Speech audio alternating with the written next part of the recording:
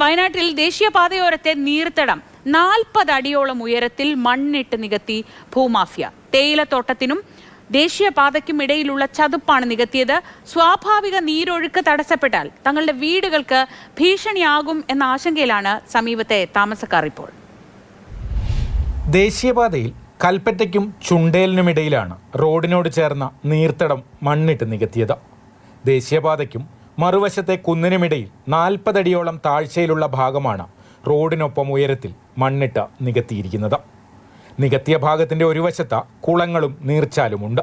താഴേക്കൊഴുകുന്ന നീർച്ചാലിന് പകരമായി വളരെ ചെറിയ ഒരു കോൺക്രീറ്റ് ചാലാണ് നിർമ്മിച്ചിരിക്കുന്നത്. ഇത് തീർത്തും അശാസ്ത്രീയമാണെന്നും മഴക്കാലത്ത് വലിയ വെള്ളക്കെട്ടുണ്ടാകാൻ കാരണമാകുമെന്നുമാണ് സമീപത്തെ വീട്ടുകാരുടെ ആശങ്ക. വലിയ മഴ നിൽക്കാതെ മഴ പെയ്യുമ്പോൾ ആ മണ്ണും വെള്ളവും കൂടെ ഇങ്ങോട്ട് തള്ളി വന്നിട്ട് ഈ മതിലും പൊട്ടും. ഞങ്ങളുടെ വീട് നഷ്ടപ്പെടും. അതാണ്. പിന്നെ അയൽപക്കത്തുള്ള വീടുകളിലേക്കൊക്കെ വെള്ളം കയറും. അവർക്കും നഷ്ടമായിരിക്കും. കോൺക്രീറ്റ് ഓവുചാലിന് മുകളിലേക്ക് ഉയരത്തിൽ സംരക്ഷണ ഭിത്തിയുടെ നിർമ്മാണമാണ് ഇപ്പോൾ നടക്കുന്നത്.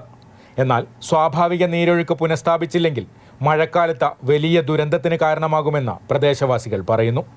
ജില്ലാ കലക്ടർക്കടക്കം പരാതി നൽകിയിട്ടും റവന്യൂ വകുപ്പ് ഇതുവരെ ഒരു നടപടിയും സ്വീകരിച്ചിട്ടില്ല.